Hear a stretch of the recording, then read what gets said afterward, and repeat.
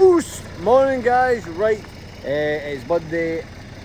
Finally the rain has came with that horrible drizzle, the midges are back and I've got a busy day ahead. Now I'm going to take Amy's machine back to wherever she's working. Just after this I'll be going back to site after plant works, and then I've got a truck to recover and then I've got some plant to move. I've got a busy wee day. We'll try and get all done in one day. We'll see how we get on. So ready to go, let's crack on.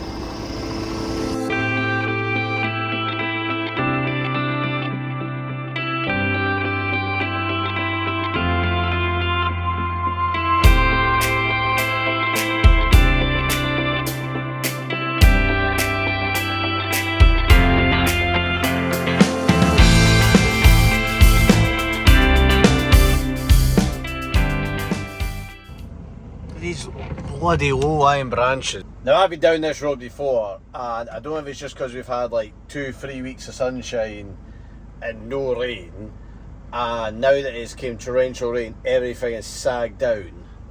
Well, that tree is starting to fall, but this is just not going to be nice for my wind kit.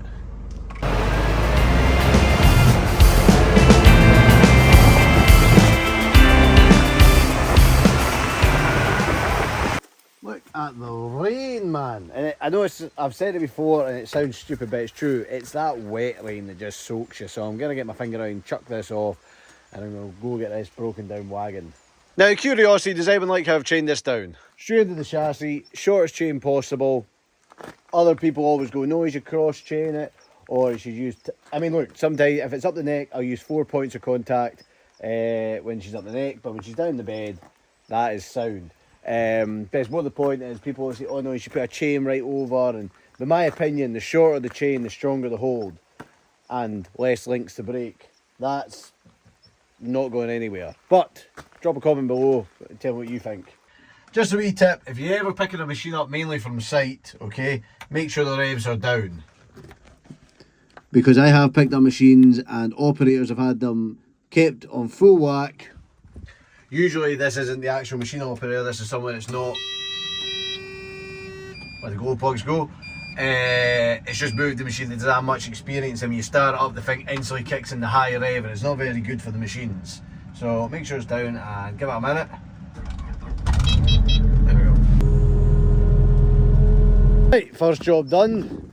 Now tidy up my trailer and quickly nipped along the road. I've not actually got that far to go, and get this truck.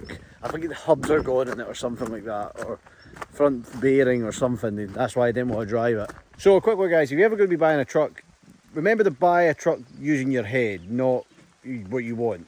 Obviously try and do both.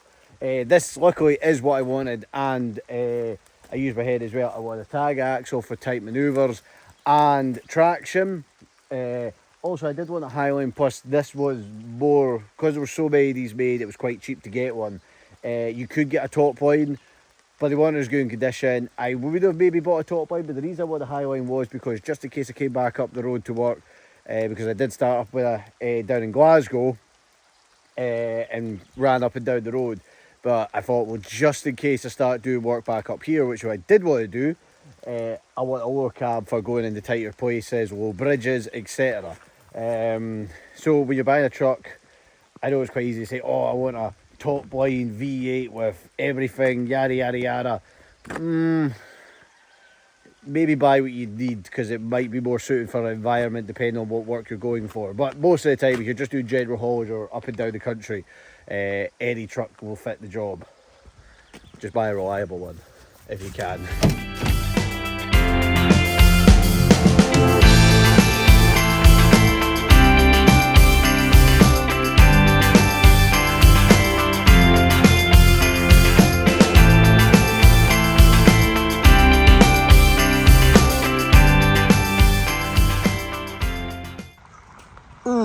Old 65 plate 580.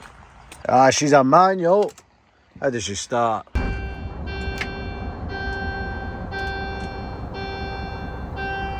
don't know what it is about Scanias, like old ones. They all smell the same. They have this distinct smell. Comment if you know what I mean. Wagon. And I think she's for sale actually, but I'm not too sure. have to double check with the boy who owns her. But I think it was just a front hub seal or something like that, but apart from that I think it's an alright yoke.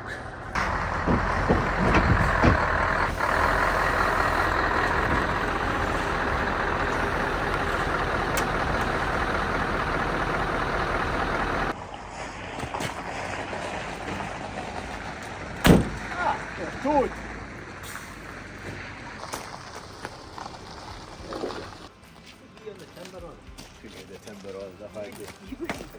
You wouldn't hear from me. I would. I'd hear from you for every time the thing broke down or something. No, it wouldn't break down with me on it. I'd look after it. You'd be fine. The manual as well, so she's... Yeah, I don't know what you replace her. I don't know if it's one of those wagons that would suit someone that's wanting that, a 580, that type of spec, Euro 5 and kind of, you know, show spec, or you'd have to spend a bit on it to, but how you want to go. Hey, the old girl. So I'll do what you say go in, but don't turn right, go up the road. Would you come in and... You turn right, or you turn into the industrial estate. No, see when you come up to the roundabout. Aye. You turn right into the industrial estate, Aye. see before that roundabout. Yeah. If you, just before you keep on to the left, there's an entrance to a wee industrial estate there, and there's like a wee kind of road that goes to a dead end. You'll see it's right beside the road. Right. See if you go in there, it's Yeah. double yellows, but we always used to park there. Parked in a lay-by just off a junction. Or what you can do is what I've done, if you go in and ask them, if you've got time, can you drop the trailer in there and park it up, and then you've only got the unit to park. Right. And it's a bit easier.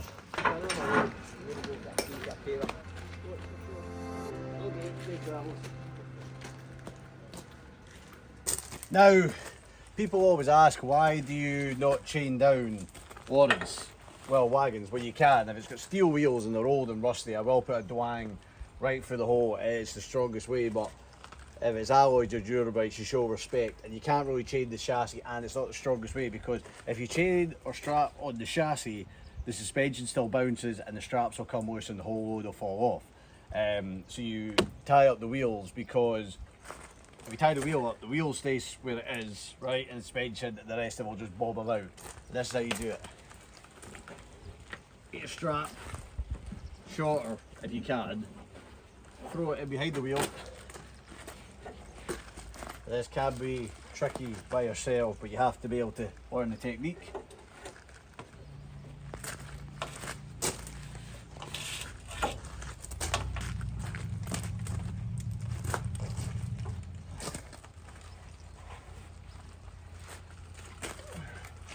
Try and keep it away from the wheel nuts, because they will just cut through the strap. Roll up your excess. There we go.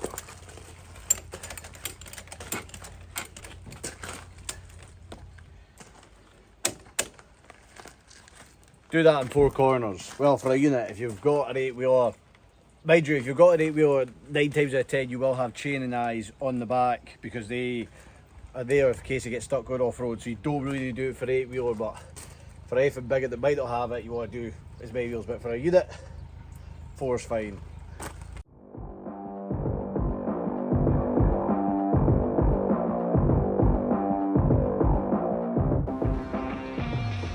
Toad before he left was kind to get me a roll and a coffee. Right, up the road, tip this, then go get I think there's a 9-ton dumper and a pressure washer to be collected to go down the road.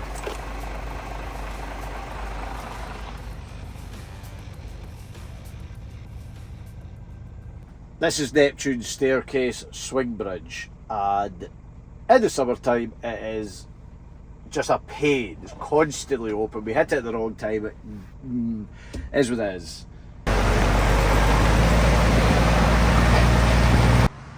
Right, I don't think Kevin knows this is getting dropped off, because I think the boy who owns this truck's been trying to get a hold of him, but he'll be surprised when I'm just going to drop it off. I might see him himself. Well, he's not here now, so he's probably done a call out. What's the sound box?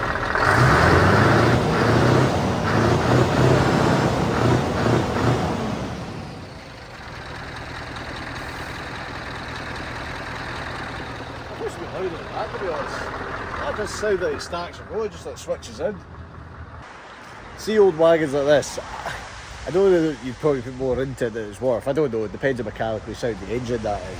But stuff like that I would love it if I had a paint shop and whatnot, strip it down, paint it, set of lockers, redo the whole lot, chassis painted, bull bar, and and have a good before and after, like transform it, give it a new lease of life. Right, that's everything put away. Now, I've actually had a good way because everything's kind of tied in quite nicely.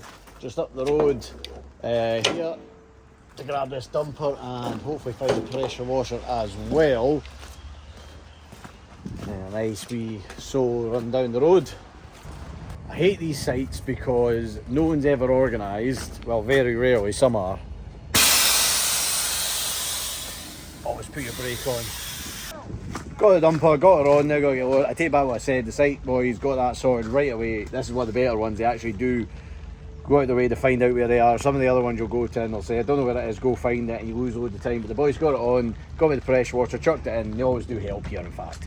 There's always a good bunch of them, so I'm just in a bit of a crappy mood.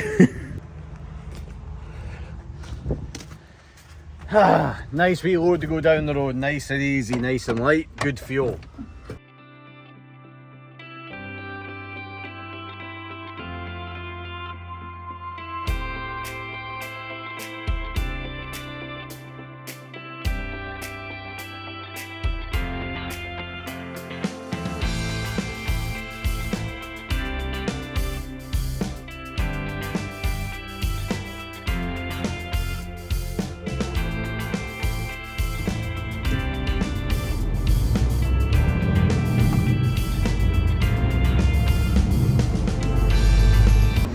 Well, that's been Fraser tool hire, chucked this off and we've got a 3-ton dumper and a 14-metre telehandler, 2 drops back up the road. I can have that if you want, like.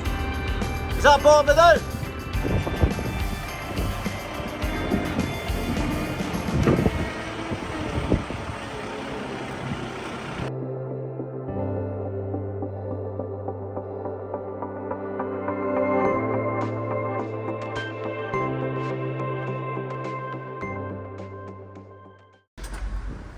Now, I know there'll be people in the comments saying, you've loaded that back to front.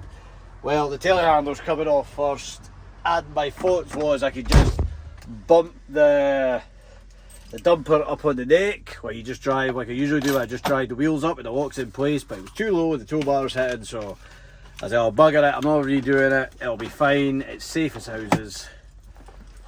I'm gonna get up the road. I'm actually feeling a wee bit tired now, if I'm being honest.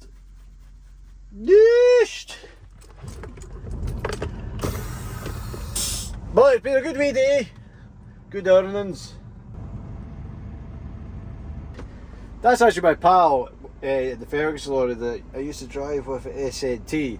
But this is exactly what I mean about Lochloben side. You call it an A road, but that's how narrow it is, you can meet at the wrong bit.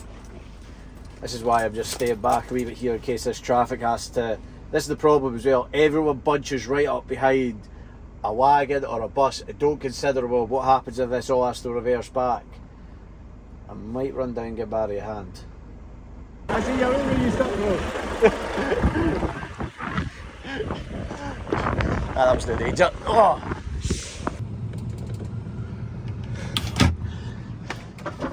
Hi Barry, I didn't want to film us guiding that bus through because it's a wee bit nerve-wracking and a wee bit disrespectful, but we're all good. Oh, that's us stopped again. This is actually knackering my spread over. I don't know if I'll get this second drop off, but this is what I mean about Lochloben side. You've never done it before. It's not the worst, to be honest, but depending what work you've done prior to this, like if you've been driving in big open roads up and down motorways, then you come to this in a HGV or one of these buses. I've came up here on a bus once and it's a different kettle of fish. Well, that's the whole day buggered now because that took us an hour to get up Lochloben side, up the Narrows, where it usually takes me about 20 minutes. Is what it is. A wee bit frustrated to say the least. I had a foreigner, gutted I wasn't filming, just come flying down a Netherlands lorry, and I think he scaled the barrier and then he nearly hit me and then he clipped the back of my trailer with his wing mirror. Didn't do any damage to my trailer, so his problem, his fault. And even right now I'm sitting at 25 mile an hour. We should be chapping on a wee bit more, but it is what it is. That's all you say. It is what it is.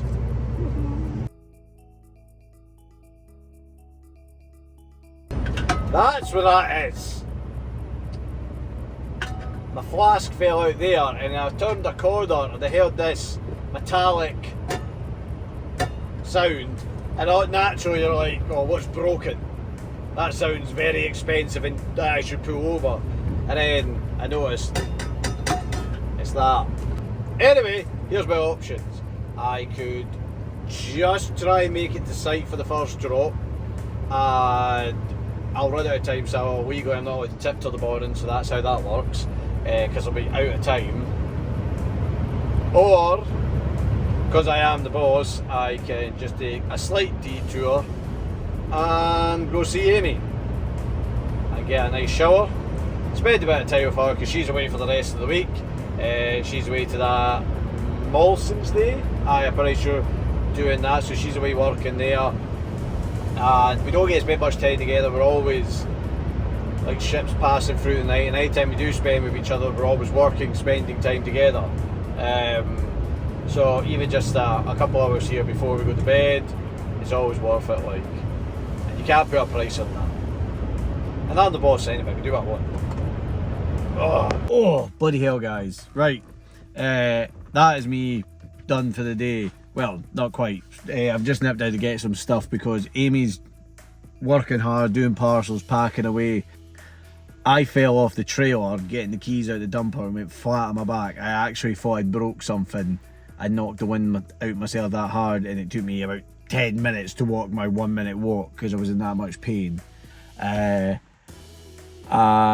we'll continue on tomorrow. Ooshed. Right, next morning. Feel a wee bit sore, to be honest, after that fall stiff right down my neck and my back and my arse cheek. Oh, right, let's go chuck these 2 drops off, and then I think I'm gonna pay a few invoices, send a few invoices, and I'll make a phone call and try and get on the flat. See if there's any log work. Bloody hell, my back is killing me. What I did last night was I'd got the key out of the dumper there, and as I came down, I don't know if my foot slipped. Oh, look, exactly where it says do not put your foot.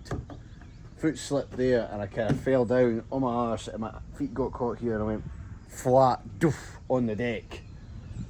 Knocked the wind right out of myself. I actually thought I broke a rib in my back, but obviously don't bounce as good as I used to. Anyway, gonna chuck this telehandler off here, and then the dumper's going up to the site where I collect that 9-tonner from yesterday.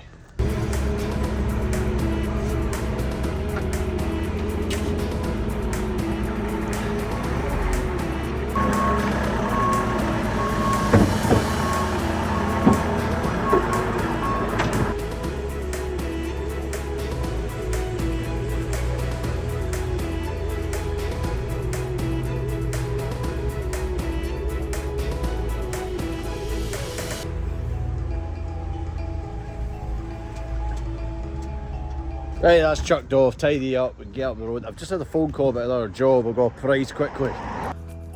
God, I love looking at my wee lorry.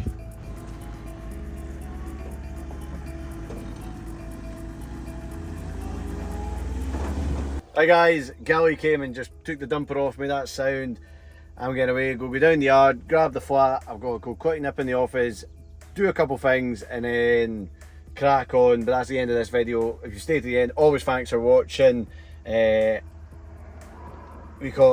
us a comment, like and subscribe if you want to see more, and let us know what else you want to see as well. I'll try and get it sorted. Flat out, flat broke. Ooshed.